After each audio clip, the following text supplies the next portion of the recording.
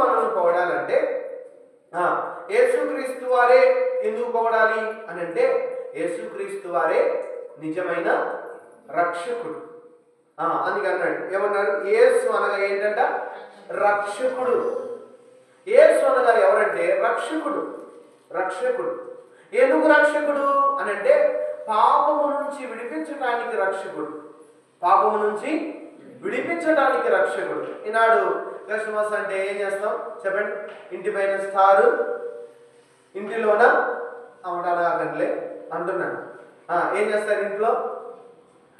వంటలు కాదు, తర్వాత అనేకమైన పిండి వంటలు కాదు. ఏంటి నిజమైన క్రిస్మస్ అంటే ఏంటి? దేవుడిని ఆరాధించటం. ఇంకో మాట ఏంటో తెలుసా? దేవుణ్ణి విశ్వసించటం. దేవుణ్ణి విశ్వసించటం, దేవుణ్ణి విశ్వసించటం, దేవుణ్ణి ఆరాధించటం, దేవుణ్ణి ఘనపరచటం. కాబట్టి ప్రియ సహోదరి సహోదరుడా, ఇక్కడ చెప్పబడుతున్నటువంటి మాట ఏంటంటే, ఆమె యొక్క కుమారుని కనును తన ప్రజలను వారి పాపముల నుండి ఆయనే రక్షించును గనక ఆయనకి యేసు అని పేరు పెట్టుదు అనేను. కాబట్టి ఎందుకు యేసుక్రీస్తు వారు జన్మించారంటే, మన పాపముల నుంచి ఏం చేయడానికి? విడిపించడానికి, అనగా రక్షించడానికి. యేసుక్రీస్తు వారు జన్మించింది దేనికంటే, మనల్ని మన పాపం నుంచి ఏం చేయాలి? విడిపించాలి. ప్రియ సహోదరి సహోదరుడా, యేసు ప్రభు వారు ఈ లోకానికి రాకముందు ఎలా ఉన్నారండి? ఈ యొక్క లోకములో ప్రజలంటే ఎలా ఉన్నారంట? పాపములో ఉన్నారు. నా జీవితంలో యేసుక్రీస్తు వారు ఈ లోకానికి జన్మించక మునుపు, ఆ రక్షకుడు రాక మునుపు, ఆ రక్షకుడు లేకపోతే విమోచకుడు లేకపోతే ఆ యొక్క విమోచన క్రయధనం చెల్లించవలసినటువంటి ఆ యొక్క యేసుక్రీస్తు వారి లోకానికి రాకముందు మన గత స్థితి ఏమిటంటే ఎలా ఉన్నామండి? పాపంలో ఉన్నాం, అంధకారములో ఉన్నాం, భయంకరమైనటువంటి శిక్షకు పాత్రులమై ఉన్నాం. ఎందుకు అనంటే, పాపం అనగా ఏంటి? ఆజ్ఞాధిక్రమే పాపము. పాపం దానిలో జీతము మరణము. కాబట్టి ఆ భయంకరమైనటువంటి మరణానికి మనము ఏమై ఉన్నాం చెప్పండి? పాత్రులమై ఉన్నాం. కాబట్టి ఆ యొక్క మరణం నుంచి తప్పించేవాడు ఎవరైనా ఉన్నారా అంటే ఎవరు లేరు, ఒక్కరు కూడా లేరు. మరణం నుంచి తప్పించే ఏ మనుషుడు లేరు. ఈ లోకంలో మనం అనుకోవచ్చు ఏంటి చెప్పండి? ఈ లోకంలో మనము భద్రత డబ్బు అనుకోవచ్చు, భద్రత గృహం అనుకోవచ్చు, భద్రత రక్షక భటులు ఎవరంట? ఈ వ్యవస్థ అనుకోవచ్చు, లేకపోతే ఈ రాజకీయవేత్తలు అనుకోవచ్చు, లేకపోతే ఈ యొక్క ప్రజలు అనుకోవచ్చు, లేకపోతే బంధువులు అనుకోవచ్చు, లేకపోతే మనకున్నటువంటి ఇన్కమ్, లేకపోతే మనకున్నటువంటి ప్రాపర్టీస్, లేకపోతే మనకున్నటువంటి పొలాలు, మనకున్నటువంటి అనేకమైనవి అనుకోవచ్చు. అయితే అవి మనం రక్షిస్తాయా? ఏమాత్రం రక్షించలేము, ఏమాత్రం మనం బ్రతికించలేము, ఏమాత్రం మనకు జీవమునివ్వలేము, ఏమాత్రం కూడా ఏంటి చెప్పండి? ఏమాత్రం కూడా మనకు ప్రయోజనకరం కాదు. అయితే ప్రియ సహోదరుడు జ్ఞాపకం చేసుకో. అయితే నాడు మనుషుడు అనుకుంటున్నాడు, ఏమనుకుంటున్నాడు చెప్పండి? ఏమనుకుంటున్నాడు? నాకు రక్షణ ఇవే, నాకు భద్రత ఇవే, నాకు బాహుబలం ఇవే, నన్ను పోషించేది ఇవే, నన్ను మంచి ఉన్నత స్థితిలో ఉంచేది ఇవే. జ్ఞాపకం చేసుకోండి. ఒకవేళ అలాంటి భయంకరమైనటువంటి గుడ్డి జీవితంలో మనుషులమైన మనందరము బ్రతుకుతా ఉన్నాం.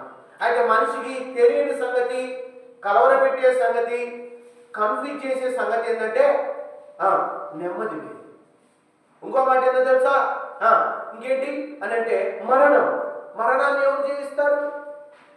మరణం జయించడానికి ఎవరున్నారు? మరణం వస్తుందే.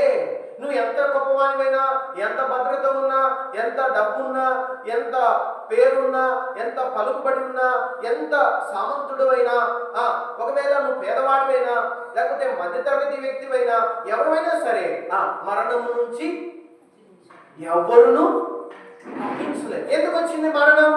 పాపాన్ని బట్టి. పాపం నుంచి తప్పించబడలేదు. నెక్స్ట్ మరణం నుంచి కూడా తప్పించబడలేదు. మనిషి ఏమైనాడంటే పాపి అయిపోయినాడు. పాపికి రావాల్సినటువంటి జీతం ఏంటయ్యా అంటే మరణమే. ప్రియ సహోదరి సహోదరుడా, యేసుక్రీస్తుల వారు ఈ లోకంలోకి రాకపోతే రక్షకుడిగా మనకు రక్షణ లేదు. యేసు ప్రభుల వారు ఈ లోకానికి మనం జన్మించకపోతే మనకు రక్షణ లేదు, విమోచన లేదు. ప్రియ సహోదరి సహోదరుడు జ్ఞాపకం చేసుకోవాలి. కాబట్టి యేసుక్రీస్తు వారు ఈ లోకానికి ఈ లోకంలో జన్మించకపోతే ఏ మనుషుడికి కూడా రక్షణ లేదు. ఒకవేళ స్వాతంత్రం వేరు, స్వేచ్ఛ వేరు, రక్షణ వేరు. సమాధానం వేరు, పాప క్షమాపణ వేరు, క్షమాపణ వేరు. మనకు క్షమాపణకు, పాప క్షమాపణకు, స్వేచ్ఛకు, ఇంకా చెప్పండి స్వాతంత్రమునకు కొన్నిసార్లు తేడా మనం, లేకపోతే దాని వ్యత్యాసాన్ని మనం గమనించలేకపోయి ఉండొచ్చు ఈ లోకాన్ని బట్టి. అది గుర్తుపెట్టుకోవాలి. ఈ లోకపు స్వాతంత్రం, ఈ లోకపు ఈ యొక్క వ్యత్యాసాలు, లేకపోతే ఈ లోకపు ఆ యొక్క రక్షణ, ఈ లోకపు లేకపోతే ఈ లోకములో ఉన్నటువంటి స్వాతంత్రం, ఈ లోకంలో ఉన్నటువంటి రక్షణ, ఈ లోకంలో ఉన్నటువంటివన్నీ కూడా ఏమైపోతాయి చెప్పండి? లోకము దాని ఆశయు గతించును. గుర్తుపెట్టుకోండి నా జీవితం. లోకము దాని ఆశ అంతా కూడా గతించిపోతుంది. అయితే లోకము దాంట్లో ఉన్నటువంటి కృత్యములన్నీ కూడా గతించిపోతాయి. అయితే ఇప్పుడు మనం ఎక్కడున్నామండి? లోకంలోనే ఉన్నాం. అయితే దేవాతి దేవుడు ప్రభువైన యేసుక్రీస్తు ప్రభువు కుమారునిగా ఈ లోకానికి వచ్చి నిన్ను నన్ను ఏం చేయాలనుకున్నాడు? రక్షించడానికి వచ్చాడు. అందుకే అంటాడు, ఆమె యొక్క కుమారుని కను తన ప్రజలను వారి పాపముల నుండి ఆయనే రక్షించును గనక ఆయనకు యేసు అను పేరు పెట్టుదు అని. చూసారా? ఆరాధించడానికి మనము సిద్ధంగా ఉన్న మనందరం కూడా మరి గమనించాల్సింది ఏంటంటే, ఎందుకు ఆరాధించాలంటే పాపముల నిమిత్తమైన ప్రాయశ్చిత్తార్థముగా మన లోకానికి వచ్చాడు కాబట్టి. అందుకే మనం ఒక మాట చూద్దాం చూడండి. అయితే ఈ పాపం అనగా ఏంటి అని అంటే, అందుకే మనం ఇందాక పాట పాడుతూ వచ్చాం. ఉదయించే దివ్యారక్షకుడు అంటే దివ్యారక్షకుడు వచ్చాడంటే ఎందుకు వచ్చాడు? దానికి మనం చూస్తాం. ఏమని చూస్తాం చూడండి, మనం చూస్తాం ఆ మాట కూడా.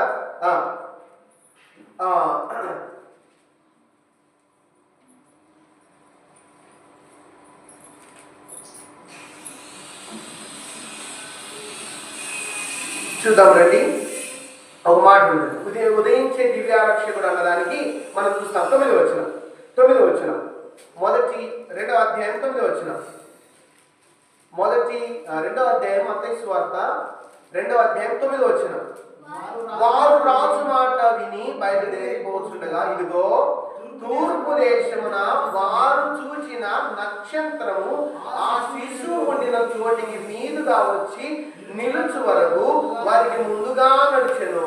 వారు ఆ నక్షత్రమును చూచి అత్యానంద భరితులై ఇంటిలోనికి వచ్చి తల్లి అయిన మరియను ఆ శిశువును ఇంటిలోనికి చూచి సాగిలపడి ఆయనను పూజించి తమ పెట్టెలు విప్పి బంగారమును, సాంబ్రాన్ని, గోధుమను కానుకలుగా ఆయనకు సమర్పించిరి. ఇక్కడ ఒక మాట మనం చూస్తాం. ఏం చూస్తామంటే 9వ వచనము 3-4 లైన్.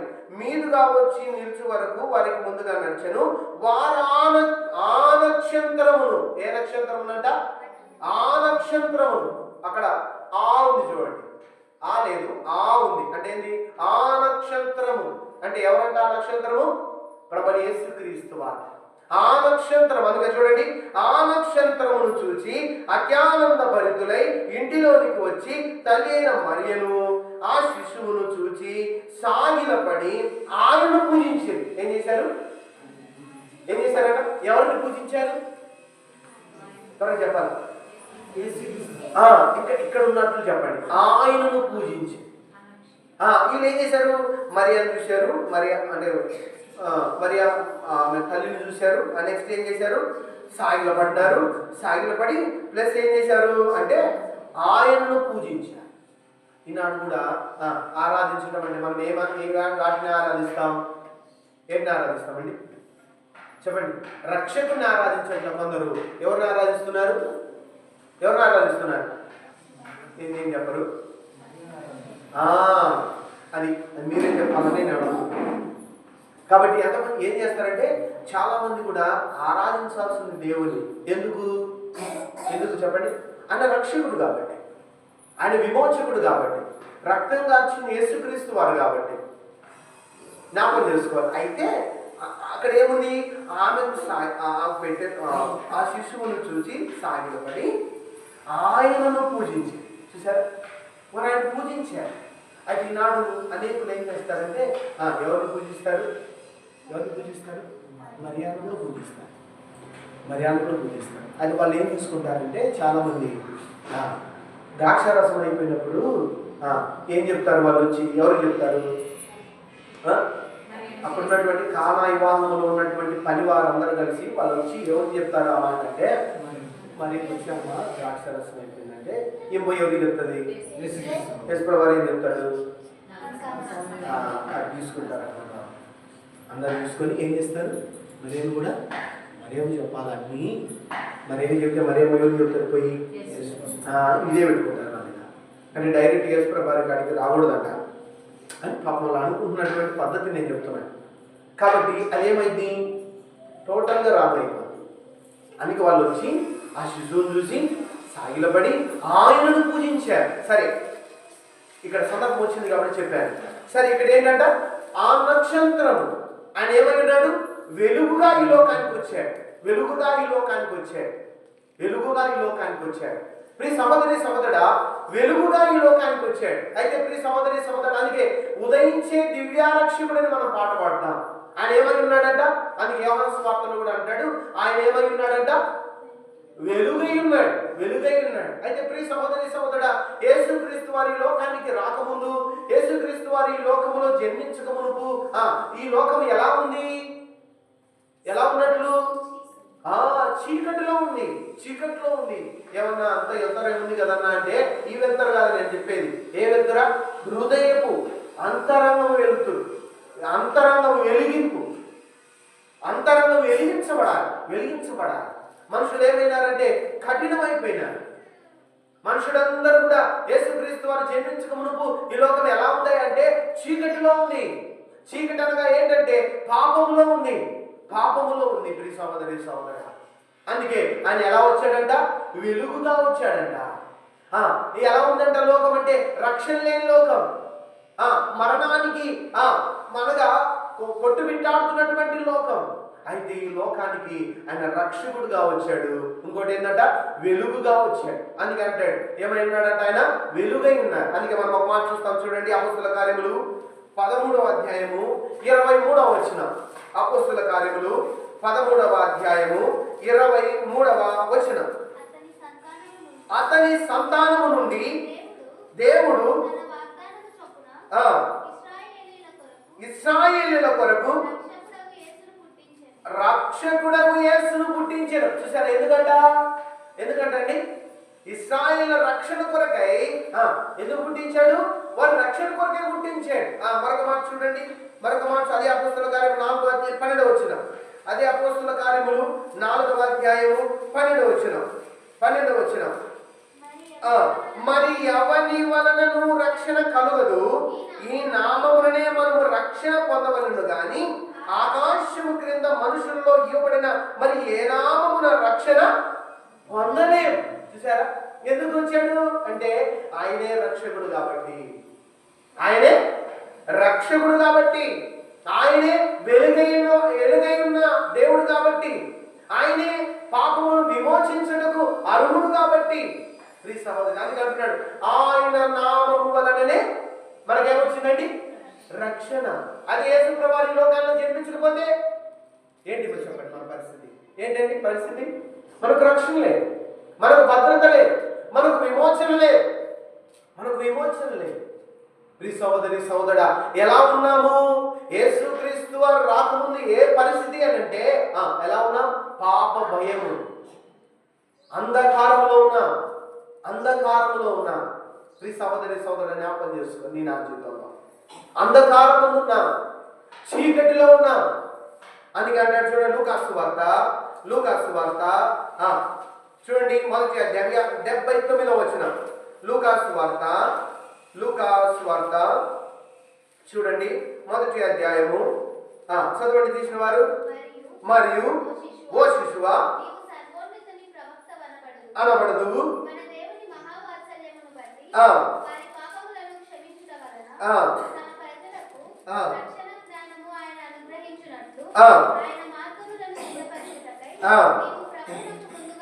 నడుతూ మన పాదములను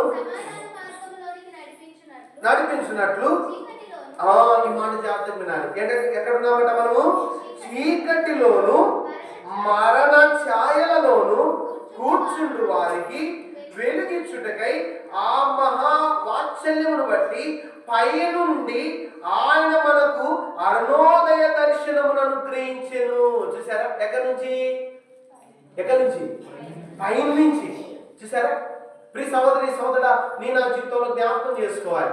యేసు ప్రభువారు దేవాది దేవుడు ఎలా ఆ మానవరాలైనటువంటి కన్య మరి అయినటువంటి ఆ స్త్రీ ఎలా ధరించిందండి గర్భం అంటే ఎవరి ద్వారా? తండ్రి ద్వారా పరిశుద్ధాత్ముని శక్తి ద్వారా ఆమె ఏమైంది? గర్భము ధరించింది, రక్షకుని ధరించింది.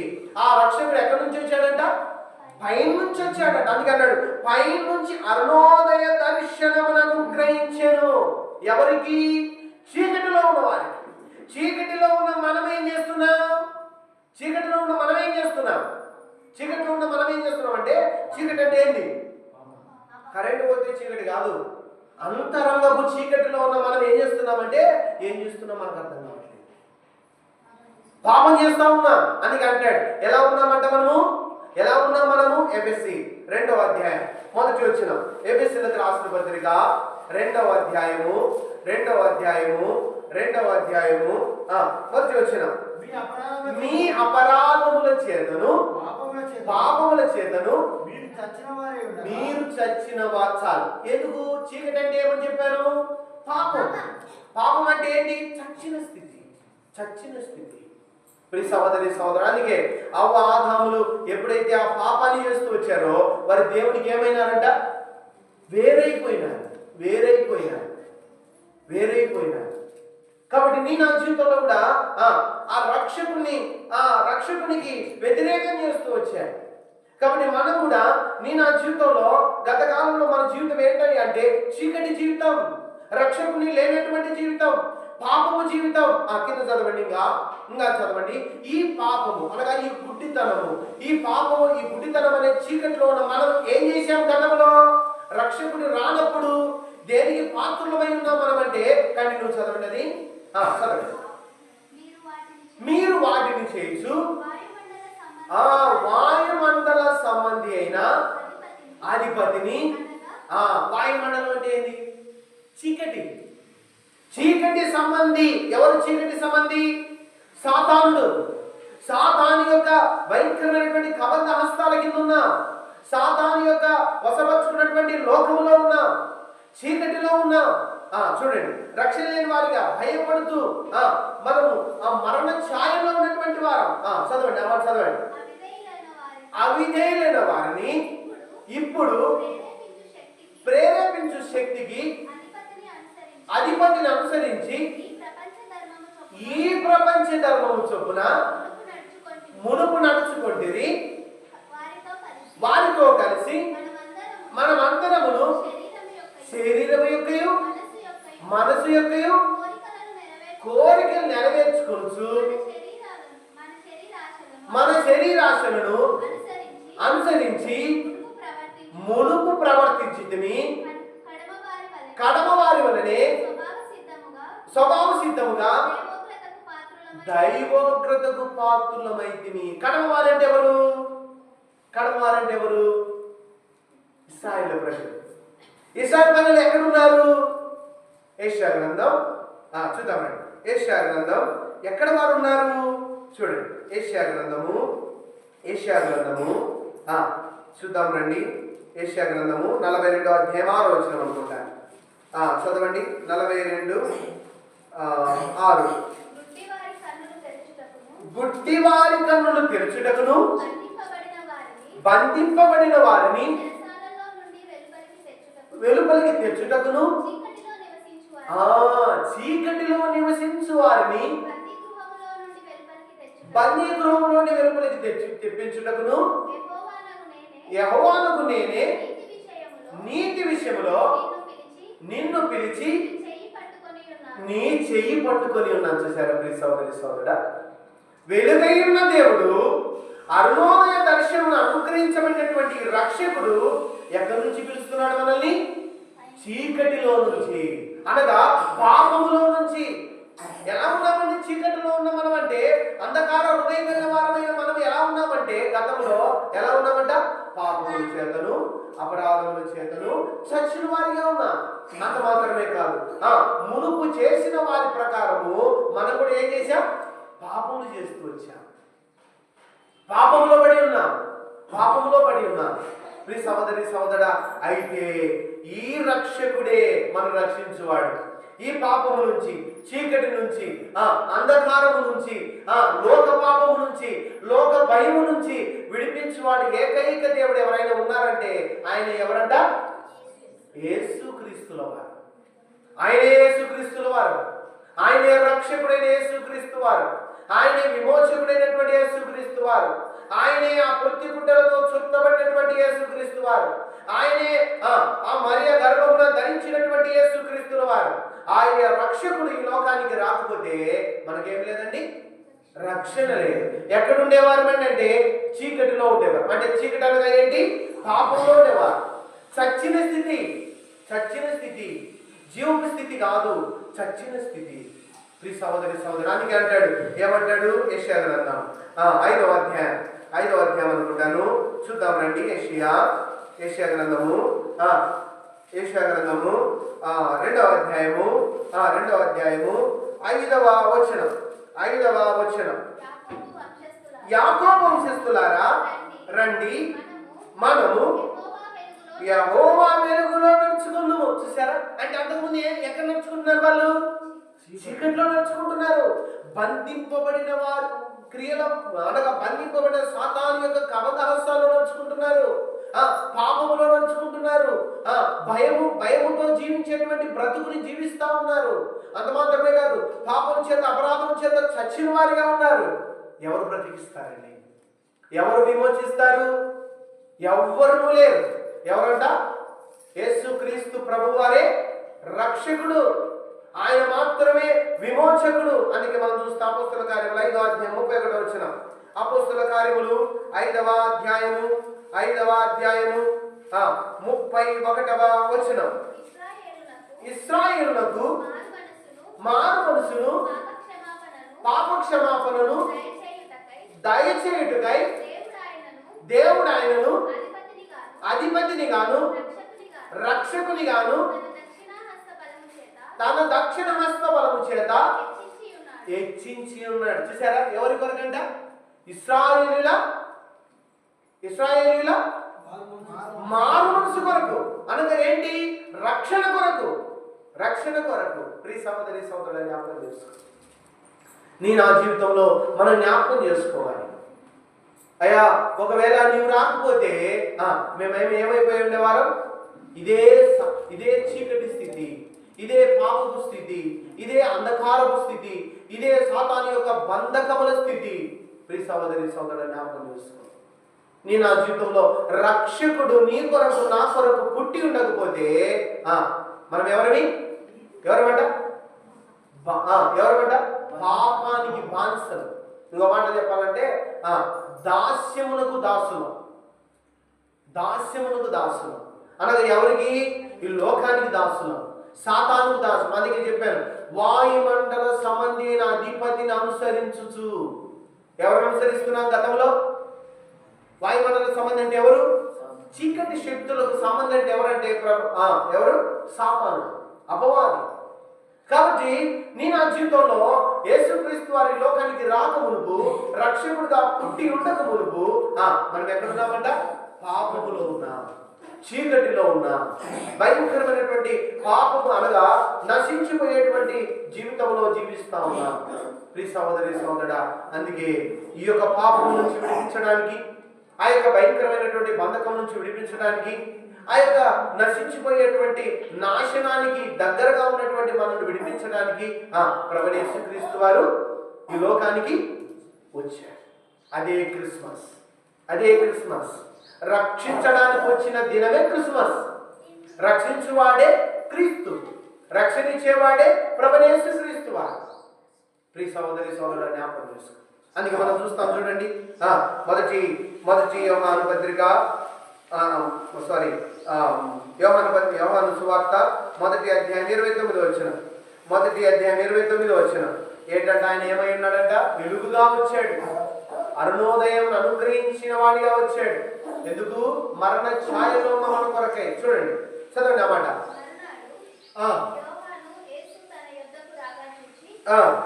ఇదిగో దేవుడు యోహాను అంటున్నాడు, యేసుక్రీస్తు వారి వైపు చూపించి అంటున్నాడు, ఇదిగో లోక పాపమును మోసుకొని పోవు దేవుని గొర్రెపిల్ల. చూసారా? లోక పాపమును మోసుకోవాల్సింది అనగా క్రయం చెల్లించాల్సింది ఎవరంటే ప్రభువైన యేసుక్రీస్తు వారు. అంటే లోకమంతా ఎక్కడుందంట? ఎక్కడుందంట? లోక పాపమునంటే లోకం ఎక్కడుంది? పాపములో ఉందండి. లోకం పాపములో ఉంది. లోకం అంటే మనమే. మనందరం కూడా ఎక్కడున్నాం? పాపంలో ఉన్నాం. పాపంలో ఉన్నాం. మన పాపములన్నిటిని మోసుకొని పోవాడు ఎవరంట? ప్రభువైన యేసుక్రీస్తు వారు. ప్రియ సహోదరి సహోదరుల జ్ఞాపకం చేసుకో.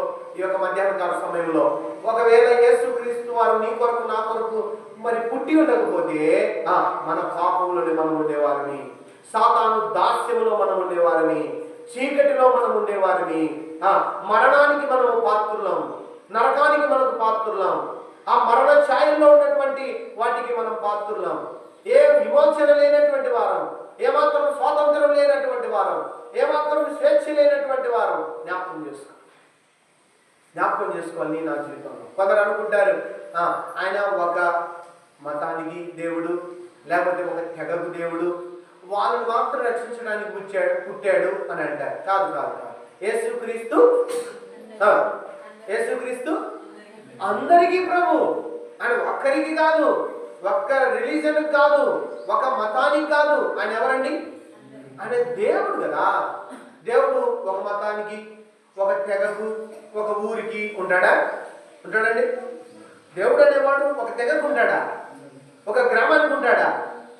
ఉండడు కదా. ఏమన్నా సర్పంచా? ఏమండి ఆయన సర్పంచా? ఎమ్మెల్యేనా? చెప్పండి. సమస్తం సృష్టించిన సృష్టికర్త కదా. ఆయన ఎవరు? యేసుక్రీస్తు అందరికీ ప్రభు. అయితే నాడు మనుషులు అనుకుంటుంటారు యేసు ప్రభు వారంటే ఫలాని వాళ్ళ దేవుడు, యేసు ప్రభు వారంటే ఫలాని తెగ దేవుడు, యేసు ప్రభు అంటే వారు నమ్ముకున్నటువంటి వారికి మాత్రమే దేవుడు అనుకుంటున్నారు. కాదు కాదు. ప్రియ సహోదరి సహోదరా, జ్ఞాపకం చేసుకో. నా జీవితంలో ఒకప్పుడు బంధకంలో ఉన్నటువంటి వారు, నా జీవితంలో మరణ ఛాయల్లో ఉన్నటువంటి వారు, నా జీవితంలో లోకపు పాపములో మునిగినటువంటి వారు. మనం లోకం అనగా సమస్తం. నేను లోకంలో లేనంటే ఎట్లా? మనం మాత్రమే ఉన్నామా లోకంలో? అందరూ ఉన్నామా? దేవుడు సృష్టించిన లోకంలో దేవుడు చేసిన ప్రతి మనుషుడు అక్కడ ఉన్నాడు. అది దేవుడి ద్వారా కలిగింది. అందుకే అంటారు కలిగినది ఏది ఆయన లేకుండా కలగలేదు. ఒకవేళ ఈ యొక్క మైక్ శబ్దం ద్వారా వింటున్నటువంటి ప్రియ సహోదరి సహోదరుడు జ్ఞాపకం చేసుకొని, నా జీవితంలో నీ కొరకు నా కొరకు రక్షకుడు ఒకే ఒక్కడు. ఎవరంటే ఆయన ప్రభువైన యేసుక్రీస్తు వారు. అందుకే నేడే రక్షకుడు మీ కొరకు పుట్టి ఉన్నాడు అని చెప్తాడు. నేడే రక్షకుడు పుట్టి ఉన్నాడు ప్రభువైన యేసుక్రీస్తు వారు అని చెప్తారు. కాబట్టి పరిశుద్ధ గ్రంథం ఈ రీతిగా సెలవిస్తా ఉంది. నేడే రక్షకుడు నీ కొరకు నా కొరకు పుట్టి ఉన్నాడు. ఆయన ప్రభువైన క్రీస్తు. కాబట్టి నా జీవితంలో ఈ మధ్యాహ్న కాల సమయంలో నీవు తనను హృదయంలో చేర్చుకున్నట్లయితే నీవు వెలిగించబడతావు. ఆయన నువ్వు హృదయంలో చేర్చుకున్నట్లయితే నువ్వేమైతావు? వెలుగుగా మారుతావు. చీకటిగా ఉన్న నీవు ఏమైతావు చెప్పండి? వెలుగుగా మారుతావు. కాబట్టి మనందరం ఎక్కడున్నామండి? యేసుక్రీస్తు వారు పుట్టక మునుపంటే ఎక్కడున్నామండి? చీకటిలో ఉన్నాం. అంత మాత్రమే కాదు, నశించిపోయే లోకములో ఉన్నాము. అనగా పాపములో ఉన్నాము. అంత మాత్రమే కాదు, ఆ మరణ ఛాయలు కలిగినటువంటి చీకటిలో ఉన్నాము. అంత మాత్రమే కాదు, ఈ లోకము బంధకములో ఉన్నాము, ఈ లోకము మతములో ఉన్నాము. జ్ఞాపకం చేసుకో ప్రియ సహోదరి సహోదరా. అయితే నీవు నేను నశించిపోకూడదని, నీవు నేను మరణించకూడదని, నీవు నేను నాశనానికి దిగజారకూడదని ప్రభువైన యేసుక్రీస్తు వారు నీ కొరకు నా కొరకు 2025 సంవత్సరాల క్రితము బెత్లెహేము నందు యేసుక్రీస్తు వారు నీ కొరకు నా కొరకు యూదా దేశం, యూదా ప్రాంతం, యెరూషలేము ప్రాంతంలో యేసు ప్రభువు ఏం చేశాడు? జన్మిస్తూ వచ్చాడు. కాబట్టి ఆయన నీ కొరకు నా కొరకు పుట్టాడు. కాబట్టి నీ నా జీవితంలో మనం ఆరాధించడానికి, ఎందుకని మనం యేసు ప్రభువుని ఆరాధించాలంటే ఆయన ఎవరు? రక్షకుడు. ఎవరంట? రక్షకుడు. ఆయన వారి పాప నుండి ఆయనే రక్షించడు కనుక ఆయనకి యేసను పేరు పెట్టుదు అనేను. కాబట్టి నీ నా జీవితంలో కూడా ఆయన రక్షించడానికి పుట్టాడు. అందుకే మనం చూస్తాం, చూడండి మనకు వచ్చినాం కూడా చూడండి, కొలస్సీ 1వ అధ్యాయము 20వ వచనం. కొలస్సీలకు రాసిన పత్రిక 1వ అధ్యాయము 20వ వచనం. చూడండి, ఆయన యందు సర్వ సంపూర్ణత నివసింపవలనని ఆయన శిలువ రక్తము చేత సంధి చేసి ఆయన ద్వారా సమస్తమును పరలోకమందున్నవైనను ఆయన ద్వారా ఆయనతో సమాధానపరచుకొనవలెనని తండ్రి అభిష్టమని. చూశారండి, ఎవరి ద్వారా? ప్రభువైన యేసుక్రీస్తు వారి ద్వారా. అందుకే యేసుక్రీస్తు వారు జన్మించకపోతే నీకు నాకు తండ్రికి మనకి ఎంత దూరం ఉంది. యేసుక్రీస్తు వారిని తండ్రిని మనం చూడలేం, ఆ పరలోక రాజ్యం వెళ్ళలేం. అందుకే నా మాట నమ్మి చెప్పండి, నన్ను పంపిన వాని యందు విశ్వాసం ఉంచువాడు నిత్య జీవం గలవాడు. చూసారా, యేసుక్రీస్తు వారి ద్వారానే తండ్రి వద్దకు మనం చేరుకోగలం. యేసుక్రీస్తు వారి నామము ద్వారానే పాపక్షమాపణ, క్షమింపబడిన తర్వాత తండ్రిని చేరుకోవాలంటే మనకేముండాలి చెప్పండి? యేసుక్రీస్తు వారి అనుభవం ఉండాలి. యేసుక్రీస్తు వారి రక్తంలో కడబడినటువంటి అనుభవం, పాప క్షమాపణ అనుభవం మనకు లేకపోతే తండ్రి వద్దకు మనము చేరలేము. అందుకే ఆ తండ్రితో కలుసుకునేటువంటి ఔన్నత్యాన్ని, తండ్రితో నివసించేటువంటి ఆదరణను, సంతోషమును ప్రభువైన యేసుక్రీస్తు వారు నీ కొరకు నా కొరకు ఏం చేశాడంట? సంధి చేస్తూ వచ్చాడంట. ఎలా? తన పుట్టుక ద్వారా. ఈ యొక్క పాప లోకములో పుట్టి ఈ పాపమంతటిని జయించడానికి, ఈ పాపమంతటిని తీసివేయడానికి రక్షకుడు నీ కొరకు నా కొరకు పుట్టి ఉన్నాడు. దానికి మనం చూస్తాం, మరొక వచనం కూడా చూస్తాం. చూడండి, మరొక వచనం కూడా మనం చూస్తాం. ఏంటంట? చూడండి, మరొక వచనం కూడా మనం చూస్తాం. అపోస్తల కార్యములు 13వ అధ్యాయం 38వ వచనం. అపోస్తల కార్యములు 13వ అధ్యాయము 38వ వచనం. కాబట్టి సహోదరులారా, మీకు ఈయన ద్వారానే పాప క్షమాపణ ప్రచురమవుచున్నది. మీరు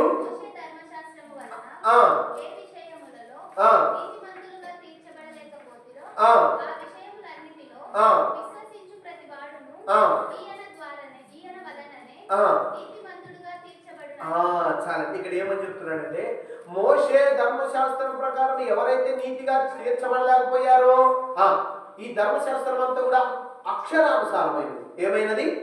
అక్షరానుసారమైనది. ఆ దినాల్లో ఏమున్నాయి? పాప పరిహారార్థ బలి, సమాధాన బలి, నైవేద్యపు బలి, అనేకమైనటువంటి బలులు ఉన్నాయి. అయితే ప్రియ సహోదరి సహోదరుడా, తండ్రితో నిన్ను నన్ను సమానపరచాలంటే, తండ్రితో నిన్ను నన్ను ఆ పరలోక రాజ్యంలో కూర్చుండబెట్టాలంటే మధ్యవర్తి ఎవరు? ప్రభువైన యేసుక్రీస్తు వారు.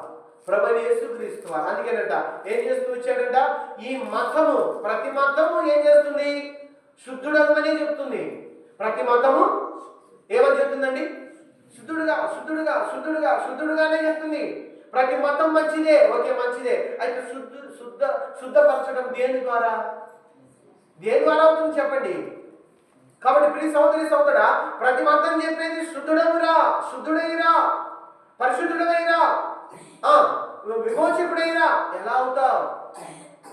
ప్రతి మతం అదే చెప్తుంది. అయితే గుర్తుపెట్టుకో ప్రియ సహోదరి సహోదరా, ఎలా అవుతావు చెప్పండి అంటే ప్రభు అయిన యేసుక్రీస్తు వారి ద్వారానే నీవు నేను కూడా శుద్ధులము కాగలం, పరిశుద్ధులము కాగలం, నిత్యత్వానికి వారసులము కాగలం, పిల్లలము కాగలం. కాబట్టి ప్రియ సహోదరి సహోదరా, నా జీవితంలో జ్ఞాపకం చేసుకో. ఆ రక్షకుడు పుట్టి ఉండకపోతే చెప్పిన మాటలు జ్ఞాపకం చేసుకోవాలి. ఆరాధన నిమిత్తమై ఎక్కడ ఉండేవారు? మరణ ఛాయల్లో ఉన్నాము, చీకటిలో ఉన్నాము. ఎక్కడున్నాం? పాప బంధకములో ఉన్నాము. ఎక్కడున్నాం? నశించిపోయే లోకంలో ఉన్నాం. ఈ నామమునే మనకు రక్షణ ఇచ్చాడు, ఈ నామమునే మనకు విమోచన ఇచ్చాడు, ఈ నామమునే మనకు కృపనిస్తూ వచ్చాడు దేవుడు. అందుకే మరొక మాట చూడండి, త్వరగా చూస్తాం, ఆరాధిస్తాం. చూద్దాం రండి మరొక మాట. ఒక మాట చూస్తాం. ప్రకటన మొదటి అధ్యాయము 5వ వచనం. నమ్మకమైన సాక్షియు మృతులలో నుండి ఆది సంపుతుడుగా లేచిన వాడును, భూపతులకు అధిపతియునైన యేసుక్రీస్తు నుండి కృపా సమాధానములు. చూసారా ఎవరి ద్వారా వస్తాయంట? మనకు యేసుక్రీస్తు ద్వారానే. ప్రియ సహోదరి సహోదరుడా, మతములో ఉన్న మనకు, మార్గము తెలియని మనకు, అంధకారంలో ఉన్నటువంటి మనకు, పాపంలో ఉన్నటువంటి మనకు, పాపము చేత అపరాధము చేత చచ్చిన మనకు, నశించిపోయేటువంటి లోకములో ఉన్నటువంటి మనకు, అతిక్రమించి పాపము చేసి నిశ్చయముగా మరణానికి జోగుతున్న మనకు, నిశ్చయముగా ఆ యొక్క మరణములో మరి ఆ యొక్క నరకానికి అర్హులమైనటువంటి, దైవోగ్రతకు పాత్రులమైనటువంటి మనకు విమోచనిచ్చిన వాడు ఎవరంట? ప్రభువైన యేసుక్రీస్తు. గుర్తుపెట్టుకోగా, ఈ రోజు రక్షకుడు లేకపోతే ఈ లోకములో నువ్వు ఎవరి దగ్గరికి పోయినా కూడా నీకు క్షమాపణ లేదు. ఏ రక్తము ద్వారా కూడా క్షమాపణ లేదు, ఏ బలియాగం ద్వారా కూడా క్షమాపణ లేదు. ఏ ముఖ్యమంత్రో, ఏ రాష్ట్రపతిో, లేకపోతే ఏ గవర్నరో, ఇంకా చెప్పండి, ఏ పిఎంఓ, ఏ సీఎంఓ, లేకపోతే అనేకమైనటువంటి మనుషుల ద్వారా రక్షణ వస్తుందండి? రాదు. గుర్తుపెట్టుకొని నా జీవితంలో ఒకవేళ శబ్దం ద్వారా వింటున్న నీవు నేను కూడా ఒకవేళ మనుషుల ద్వారా రక్షణ, మనుషుల ద్వారా భద్రత, మనుషుల ద్వారా ఉపయోగం, మనుషుల ద్వారా ఏదో క్షణికమైనటువంటి పరిస్థితులు ఉన్నంత మాత్రాన అది కాదు నిత్యత్వమైనటువంటి భద్రత, అది కాదు నిత్యత్వానికి నడిపించేటువంటి విధానం. జ్ఞాపకం చేసుకో. కాబట్టి ఈ మతములో, ఈ మార్గములో, ఈ లోకములో, ఈ చీకటిలో, ఈ నశించిపోయేటువంటి ఈ దోపుచుడాలేటువంటి లోకములో ఉన్నటువంటి మనందరి నిమిత్తమై రక్షకుడు ఈ లోకమునకు వచ్చి ఉన్నాడు. ఆయనే ప్రభువైన యేసుక్రీస్తుల వారు. కాబట్టి రక్షకుడు ఈ లోకంలోకి లేకపోతే మన పరిస్థితి ఏంటో ఒకసారి జ్ఞాపకం చేసుకోండి. మన పరిస్థితి ఎంత భయంకరమైనటువంటి స్థితిలో ఉన్నామో జ్ఞాపకం చేసుకోండి. ప్లీజ్ సహోదరి సహోదరుడా, రక్షకుడు లేకపోతే మనకేం లేదు? రక్షణ లేదు. ఆయన దగ్గర ఏమున్నాయి? 130వ కీర్తన 4వ వచనం, 130వ కీర్తన 4వ వచనం నుంచి చదవండి. 4వ వచనం 7వ వచనం. ఆయనను జనులు నీ యందు భయభక్తులు నిలుపునట్లు ఏం దొరుకుతుందంట? యేసు ప్రభువుల వారి యొక్క ఏం దొరుకుతాయి అంటే క్షమాపణ. నెక్స్ట్ 7వ వచనం. ఆశ పెట్టుకొను, యెహోవా యొక్క కృప దొరుకును, ఆయన యొక్క సంపూర్ణ విమోచన దొరుకును. చూసారా, యేసు ప్రభువుల వారు ఏమి ఇవ్వడానికి వచ్చాడు అంటే కృపని ఇవ్వడానికి వచ్చాడు. ఏమి ఇవ్వడానికి వచ్చాడు? నెక్స్ట్ అనగా క్షమాపణ ఇవ్వడానికి వచ్చాడు. అంత మాత్రమే కాదు, ఇంకా ఏమి ఇవ్వడానికి వచ్చాడు? సంపూర్ణమైన విమోచన. ఇంకా మామూలు విమోచన కాదు ఇది. సంపూర్ణమైన క్షమాపణ, సంపూర్ణమైన విమోచన, సంపూర్ణమైన పాప క్షమాపణ. గుర్తుపెట్టుకోవాలి. యేసుక్రీస్తు వారు మనకి ఇచ్చింది ఏంటంటే సంపూర్ణమైన పాప విమోచన. పాప విమోచన అది ఎవరు ఇవ్వగలరండి? ఈ లోకంలో ఎవరి దగ్గర లేదు, ఎవరి దగ్గర లేదు. అందుకే ఒక మాట ఉంది, గుడ్డివాడు మరొక గుడ్డివానికి ఏం చూపిస్తాడు? ఏం చూపిస్తాడు? ఏంటి చెప్పడు? గుడ్డివాడు మరొక గుడ్డివానికి ఏం చూపిస్తాడు? మరి ఆ మాట చెప్పాలి నేను, అదే కదా నేను అడిగేది. గుడ్డివాడు మరొక గుడ్డివానికి ఏం చూపిస్తాడంటే ఏమీ చూపించలేడండి అనాల. అది లోకపు స్థితి. బ్రదర్ నేను ఎట్టుకోవాలంటే బ్రదర్ నేను ఎట్టుకోవాలని మీరు చెప్పండి, నేను ఎట్టుంటది? మానవులు నాకు విమోచన ఎక్కడ అంటే అందుకే అంట ఒక ఆమె అంట దయచేసి ఏమనుకో ఆమె అంటుంది, ఒక ఆమె అంట ప్రభు దేవుని నేను చూడాలి, దేవుని నేను చూడాలి, దేవుని నేను చూడాలని మహా తృష్ణ కలిగిందంట. ఇంకో మాటలో చెప్పాలంటే ప్యాషన్, ప్రజ్వలించే కాంక్ష తన హృదయంలో మండుతుంది. వెళ్తుంది వెళ్తుంది ఎక్కడికంటే ఎక్కడికి, ఏ ప్రాంతానికంటే ఆ ప్రాంతానికి వెళ్తుంది. అయితే చాలా మంది వెళ్తున్నారంట, చాలా మంది వెళ్తున్నారంట ఒక ప్రాంతానికి. ఆ ప్రాంతానికి వెళ్ళిన తర్వాత లైన్లో నిలబడతా ఉందంట. లైన్లో నిలబడి ఇటు చూస్తూ ఉందంట. త్వరగా లైన్ ఎప్పుడన్నా తగ్గిందేమో, ఇంకా తగ్గిందేమో అని చెప్పేసి ఇలా చూస్తూ ఉందంట. దగ్గరికి వచ్చింది చూసిన తర్వాత ఆమె నిరుత్సాహపడిపోయింది. ఆమె ఎవరో కదా బుక్ కూడా రాశారు, శిల్పా గుప్తా అని పేరు. ఏం పేరు? శిల్పా గుప్తా. ఆమె అంట ప్రయత్నించి ఒక్కసారి ఆ ప్రాంతాన్ని లేకపోతే ఆ ప్రదేశాన్ని చూసి ఏంటి ఇక్కడ ఎవరు లేరే అని అన్నట్లుగా నిరుత్సాహపడిపోయిందంట. సరే దాని మోక్షాన్ని లేకపోతే తన ప్రత్యక్షతను చూసావు, నీ హృదయం ఏం కావాలా? మనకేం రావాలా? భోజనం తిన్నామండి, ఏం కావాలి? ఏమొస్తుంది? కాదండి, భోజనం చేస్తే బలం వస్తుంది. ఇప్పుడు మన బ్రెయిన్ ఆకలి అవుతుంది నీకని చెప్పినప్పుడు నువ్వు తినలే, భోజనము పొట్టలో పడేంత వరకు కూడా బ్రెయిన్ ఏం చెప్తుంటది నీకు? ఆకలి లోపలేయండి అని చెప్తున్నది. అర్థమవుతుందా? ఇప్పుడు అక్కడికి పోయిన తర్వాత కూడా ఏమైంది? ఇంకా అన్వేషణ మొదలైతేనే ఉంది, కానీ అన్వేషణకు ముగింపు లేదు. ఆమె అనుకుందంట, ఏంటి నేను ఇంత ప్రయాసతో నేను ఇన్ని కిలోమీటర్స్ నేను ఎంతో ప్రయాసపడేస్తే నాకు అనిపించింది ఏంటిది? ఆదరణ లేనిది, ఏమాత్రం కూడా ఆత్మీయత లేనిది, ఏమాత్రం కూడా నన్ను బలపరచలేనిది. ఏంటిది? ఇలాంటి చాలా ఉన్నాయి కదా అనుకుందంట. ఇప్పుడు ఏమొచ్చేసింది తనకు? నిరుత్సాహం, అభద్రతాభావం, ఇంకా లోపల ఏముంది? కలవరం. ఎవరన్నా అడగండి, ఒక్క ప్రశ్న ఏంటి ఎవరికన్నా, నువ్వు ఆలోచన, నువ్వు ఎలా పోతావు? నేను వస్తున్నాను, నేను ఐజాన్ నుంచి వస్తున్నాను. ఆ ప్రాంతం చూస్తుంటే ఒక అబ్బాయి ఒక బ్రదర్ లిఫ్ట్ అడిగాడు. సరే ఎక్కించుకున్నాను. ఎక్కించుకొని వచ్చేటప్పుడు ఒక ప్రశ్న వేసినానండి ఆయనకు. ఒకే ఒక ప్రశ్న, నువ్వు చనిపోతే ఎక్కడికి పోతావు అన్నాడు. ఇంకంటే ఏంటది? మన ఆలంపూర్ రోడ్డు వచ్చేదాకా, ఆలంపూర్ రోడ్డేనా, ఆ రోడ్డు వచ్చేదాకా అడుగుతూనే ఉన్నాడు అన్న, ఎక్కడికి పోతారు అడుగుతూనే ఉన్నాడండి. అంటే ఇప్పుడు ఆ వ్యక్తి ఎలా ఉన్నాడు? ఒక పని చేస్తున్నాడు, పిల్లలు కలిగి ఉన్నారు, భూములు ఉన్నాయి, పొలాలు ఉన్నాయి, అన్నీ ఉన్నాయి. కానీ తనకు లేని ఏంటిది? గట్టిగా చెప్పండి. అది లేదు, నిరీక్షణ లేదు. అందుకే యేసుక్రీస్తు వారి లోకానికి రాకపోతే మనం నిరీక్షణ లేని వారమే. మనం ఎక్కడున్నాం? చెప్పాను కదా, ఎక్కడున్నాం? మామూలు చీకటి కాదంట, అది మరణ ఛాయలో ఉన్నాం, మరణిస్తున్నాం. మనం ఎక్కడికి పోతాం? అందరూ ఒకసారి కూర్చున్నారు, మనం మరణించే వాళ్ళందరూ ఏముంటది? ఈ తలంపు కొంచెం కరెక్ట్గా సరిపోవాలంటే ఒకసారి ఎప్పుడైనా గవర్నమెంట్ హాస్పిటల్కి పోయిరండి. ఏదైనా కానీ ప్రభుత్వ ఆసుపత్రికి పోయిరండి. కాబట్టి గుంటూరు హాస్పిటల్ కానీ మన కర్నూలు హాస్పిటల్ కానీ పోతే అక్కడ పడే పరిస్థితులు ఎంత దారుణంగా ఉంటాయి చూడండి. చనిపోయి నేను ఒక ఈఎన్టీకి వెళ్ళాను. ఒక ఆమెకు బాగాలేకపోతే ఈఎన్టీకి తీసుకుపోయి లోపలికి వస్తున్నాను.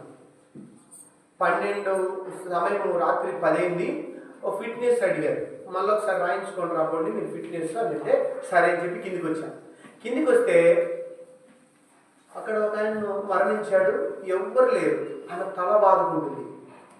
హాస్పిటల్లో ఎవరున్నారు? ఎవరు లేరు. ఆమె ఒకటే ఉంది. వాళ్ళ తండ్రి దగ్గర వాళ్ళ మామయ్యో ఎవరో తెలియదు. ఆమె తల బాదుకుంటుంది. ఒక ఆయన చచ్చిపోయే స్థితిలో ఉన్నాడు, కొట్టుమిట్టాడుతూ ఉన్నాడు. ఒక ఆయన ఆల్రెడీ చచ్చిపోయాడు. మనుషులు ఏం చేస్తున్నారు తెలుసా? మనుషులు ఏం చేస్తున్నారు? అట్లా లాక్కొని పోతున్నారు. అర్థమైందా నా తలంపు? మనిషి ఎక్కడికి పోతున్నాడు? మనిషి ఇదేంట్లే. ఆమె అడుగుతుంది, లేయి అంటుంది. పిచ్చి ఆమె వల్లే అడుగుతా ఉంది. అని అంటున్నారు, మీరు కానీ ఏడిస్తే బాడీని బయటికి పంపించమంటున్నారు. ఆమె గుక్కొని ఏడుస్తూ ఉంది, భయంకరంగా ఏడుస్తూ ఉంది ఆమె. ఈ పక్క ఇంకొక ఆయన చనిపోతున్నాడు. ఇంకొక పక్క అందరిని పెట్టాడు, ఎమర్జెన్సీలో పెట్టేశారు. ఎమర్జెన్సీలో పెట్టి ఎవరు చేసే పని వాళ్ళు చేస్తున్నారు. ఇక్కడ ఆ గుండెని ప్రెస్ చేస్తూ ఉంటే ఈ పక్కన ఉన్న వాళ్ళు ఏం చేస్తున్నారు తెలుసా? భయపడి చచ్చిపోతున్నారు.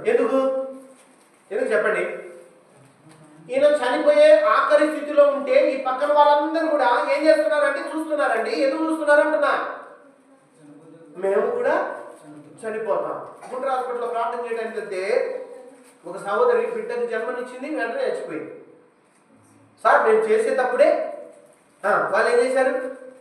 మేము ఆపరేషన్ జరిగేటప్పుడే 2 సార్లు హార్ట్ అటాక్ వచ్చిందండి మీకు. ఇప్పుడు లాస్ట్గా వెంటిలేటర్ మీద పెట్టాము. ఇంకా దేవుని చిత్తం, దేవుని దయ అంటున్నాడు. అంటే ఇప్పుడు వాళ్ళు ఏమంటారు?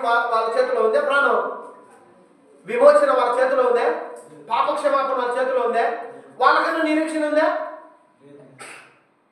అది మన స్థితి, నిజ స్థితి అది. అయితే ఆమెను చివరిగా ఆ వెంటిలేటర్ మీద పెడితే లాస్ట్కి అది అరుస్తూ ఉంది, అలారం అవుతుంది. ఇంకా అయిపోయిన పరిస్థితి అని. అక్కడ మానిటర్లో కూడా పల్స్ ఏం చూపించట్లే. ఇంకా గుండె మీద చేపెట్టి 10 మంది డాక్టర్లు అంతా లేడీస్ వచ్చారు, వదులుతూ ఉన్నారు. ఈమెను ప్రెస్ చేస్తుంటే ఆ పక్కన ఉన్నామె ఆమెకి సెలైన్ పెట్టినప్పుడు పరిగెత్తుతుంది. అమ్మ ఏంది అట్లా పరిగెత్తుతున్నావు? నువ్వు ప్రెగ్నెంట్ లేడు అమ్మా, ఎందుకు అట్లా పరిగెత్తున్నావు అంటే భయం అవుతుంది ఆమెకు. ఎందుకు? శవం నా పక్కనే ఉంది అని. ఏమమ్మా ఆమె ఏం చేస్తుందమ్మా? ఆమె చనిపోయింది కదమ్మా, ఏమైందమ్మా అని అంటున్నప్పుడు ఆమె వినటంలే. వాళ్ళ అమ్మ, వాళ్ళ నాన్న, వాళ్ళ భర్త అందరూ వచ్చినారు, ఆమె పట్టుకున్నారు. ఎందుకు? ఆమె సిరెంజ్ అవన్నీ పెట్టారు, సెలైన్స్ పెట్టారు. ప్రియ సహోదరి సహోదరుడా, నా జీవితంలో మరణము ఎంత భయంకరం. ఆ మరణాన్ని తప్పించడానికి వచ్చిన వాడే ప్రభు అయిన యేసు క్రీస్తుల వారు. అందుకే అన్నాం కదా, ఆమె ఒక కుమారుని కన్ను ఆయన వారి పాపను ఆయనే రక్షించును కనుక ఆయనకి యేసను ఆయనే రక్షించువాడు. ఆయన పాపం నుంచి రక్షించువాడు, ఆయన చీకటి నుంచి రక్షించువాడు, ఆయన భయంకరమైనటువంటి అంధకారం నుంచి రక్షించువాడు, నరకం నుంచి రక్షించువాడు, బందీ గృహం నుంచి రక్షించువాడు. జ్ఞాపకం చేసుకుని నా జీవితం. కాబట్టి నా జీవితం మనం జ్ఞాపకం చేసుకోవాలి. ఒకవేళ రక్షకుడు ఈ లోకానికి రాకపోయి ఉంటే మనకేమి లేదు. నేను ముగిస్తాను. ఇక మనకేం లేదంట, పాప క్షమాపణ లేదు. ఇంకోటి ఏంటంట? కృప లేదు. ఇంకోటి ఏంటంట? సంపూర్ణ విమోచన లేదు. కాబట్టి 2 విషయాలు చూసి ముగిస్తాను. చూద్దాం రండి, మరొక మాట చూద్దాం. 1 యోహాను సువార్త 2వ అధ్యాయం మొదటి వచ్చిన 1 యోహాను ఏంటంట? ఆయన లేకపోతే మనకేం లేదంట. చూడండి, 1 యోహాను 2వ అధ్యాయము మొదటి వచ్చిన 1 యోహాను పత్రిక 2వ అధ్యాయం మొదటి వచ్చిన నా చిన్న పిల్లలారా మీకు రాయిచున్నాను, ఎవడైనను పాపం చేసిన ఎడలా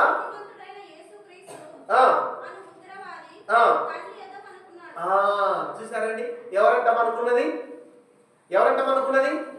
యేసు క్రీస్తుల వారు ఉన్నాడంట. ఆయన లేకపోతే తండ్రి యొద్దకు మనం వెళ్ళలేము. ఈయన పాపమును పరిహరించకపోతే, క్షమించకపోతే, విమోచించకపోతే మనం అక్కడికి చేరలేము. కాబట్టి అందుకే ఆ మాట అంటున్నాడు, మనకి ఎవరంట ఉత్తరవాది? యేసు ప్రభుల వారు. మరొక మాట చూద్దాం, చూడండి, మరొక మాట చూద్దాం. అదే 1 యోహాను 1వ అధ్యాయం 7వ వచనం.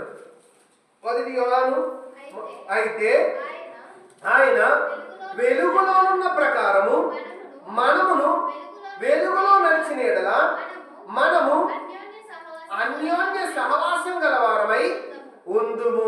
చూసారండి? ఇప్పుడు చూడండి నెక్స్ట్ వన్. అప్పుడు ఆయన కుమారుడైన యేసు రక్తము ప్రతి పాపం నుండి మనల్ని పవిత్రులుగా చూసారు. ఎందుకు వచ్చాడు? ప్రతి పాపము నుంచి పవిత్రులుగా చేయడానికి వచ్చాడు. అంటే మనం ఎలా ఉన్నామంటే పాపముగా ఉన్నాం, చీకటిలో ఉన్నాం, బంధకములో ఉన్నాం, మరణ ఛాయలో ఉన్నాం. విడిపించలేని, ఎవరునూ మనల్ని చేరదీయలేని, ఎవరునూ మనం క్షమించలేని, ఒకరినొకడు సహాయమనే కేవలం సహపాఠి సహాయము చేసుకోలేనటువంటి పరిస్థితుల్లో, అనగా పాపమును విమోచించుకోలేనటువంటి పరిస్థితుల్లో మనిషి కలిగి ఉన్నాం. ప్రతి మనిషి కలిగి ఉన్నాం. అందుకే అంటున్నాడు, యేసు క్రీస్తు రక్తము ప్రతి పాపమును కడిగి పరిశుద్ధపరచడానికి వచ్చాడు, విమోచించడానికి వచ్చాడు. ప్రియ సహోదరి సహోదరుడా, అందుకే రక్షకుడు మన కొరకు పుట్టి ఉన్నాడు. ప్రియ సహోదరి సహోదరుడు జ్ఞాపకం చేస్తాడు. ఆయన పుట్టి ఉండకపోతే మనకు రక్షణ లేదు. మన చీకటిలో ఉండాల్సిన వారు, నరకంలో ఉండాల్సిన వారు, భయంకరమైనటువంటి బంధకములో ఉండాల్సినటువంటి వారు, భయంకరమైనటువంటి మతంలో ఉండాల్సినటువంటి వారు, భయంకరమైనటువంటి గుడ్డి అనగా ఆత్మీయ గుడ్డితనంలో ఉండాల్సినటువంటి వారు. ప్రియ సహోదరి సహోదరుడా, ఒకవేళ అలాంటి స్థితిలోనే మనం ఉంటే ఎక్కడికి వెళ్ళేవారమంట? దైవోక్రతకు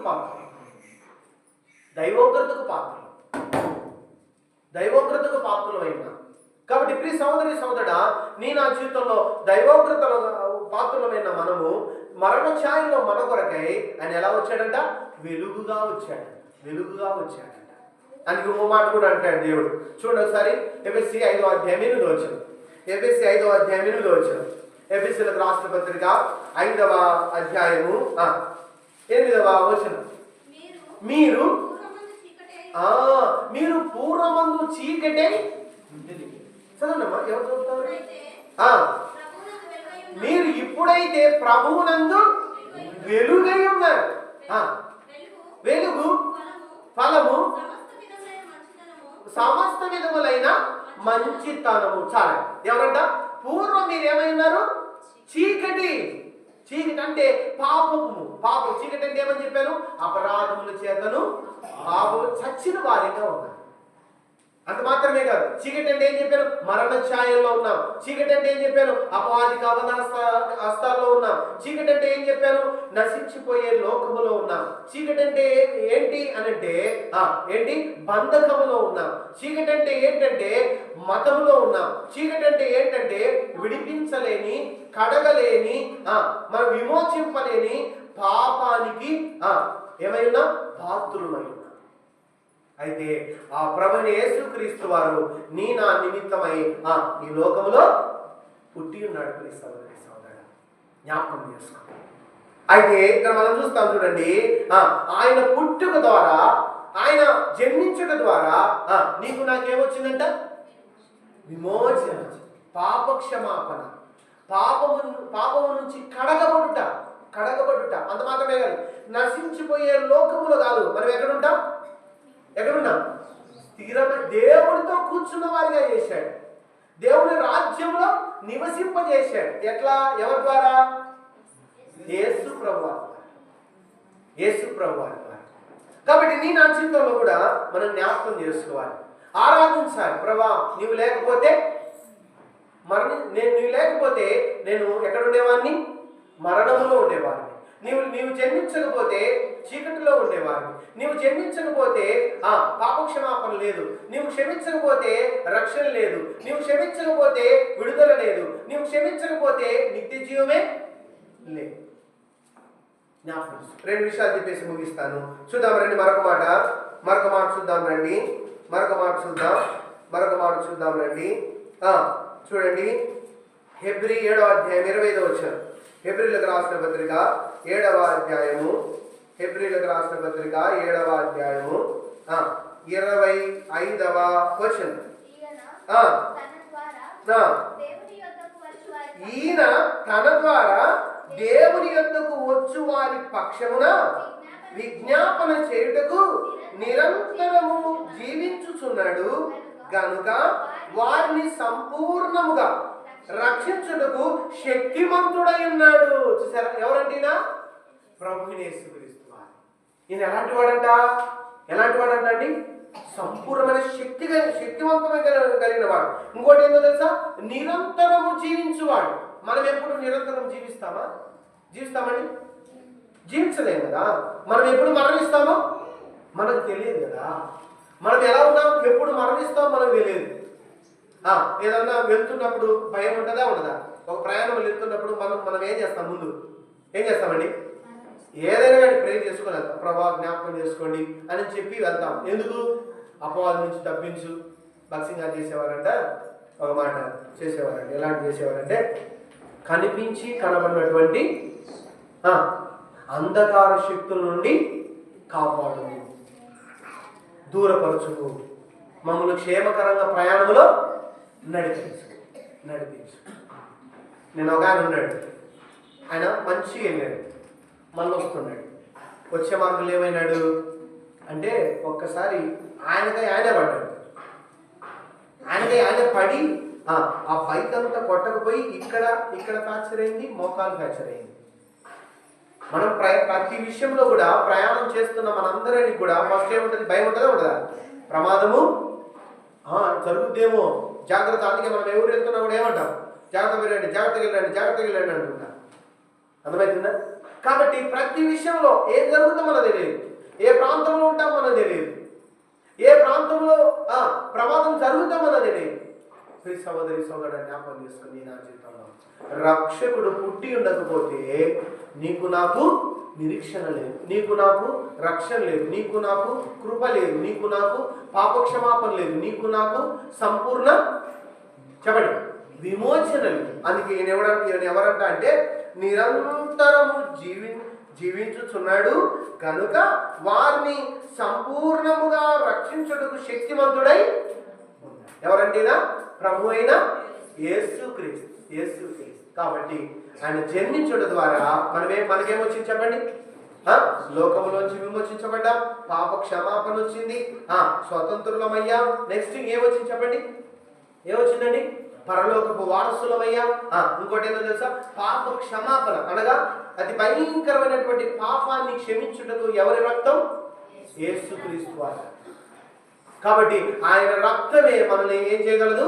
పరిశుద్ధపరచగలదు, విమోచించగలదు. కనుక ఆయన జన్మించడం ద్వారా మనకేమొచ్చిందంట? రక్షణ, పాపము నుంచి విమోచన. చివరిగా ఆ మాట చదువుకొని ఆరాధనకు వెళ్ళిపోదామండి. చదవండి. మత్తయి సువార్త 1వ అధ్యాయము 21వ వచనం. ఆమె ఒక కుమారుని కన్ను తన ప్రజలను వారి పాపం నుండి ఆయనే రక్షించును గనుక ఆయనకు యేసు పేరు పెట్టుదు అని చాలు. చూసారా? తన ప్రజలను వారి పాపం నుండి ఆయనే రక్షించును గనుక ఆయనకి యేసు పేరు గుర్తుపెట్టుకోవాలి. నేను రఫ్గా చెప్పేసి ముగిస్తాను. దేవుడు ఏం చేస్తూ వచ్చాడు? మన పాపములు క్షమించాడు. ఇంకోటి ఏంటి? మరణ ఛాయలో ఉన్న మనల్ని విడిపించాడు, చీకటిలో ఉన్న మనల్ని వెలుగులోకి నడిపించాడు. ఇంకా ఏం చేశాడు చెప్పండి? నశించిపోయే లోకంలో ఉన్న మనల్ని నిత్యముగా జీవించేటువంటి పరలోకానికి అర్హులుగా చేశాడు. కాబట్టి ప్రియ సహోదరి సహోదరా, ఆయన రక్తము చేత నన్ను ఏం చేశాడు చెప్పండి? పరిశుద్ధపరిచాడు. అందుకే మనం ఇప్పుడు ఏం చేయాలి? దేవుణ్ణి ఆరాధించాలి, దేవుణ్ణి గణపరచాలి. దేవుడి కొద్ది వాక్యాన్ని దీవించున్నాడు. ఆరాధనలోకి వెళ్తాం.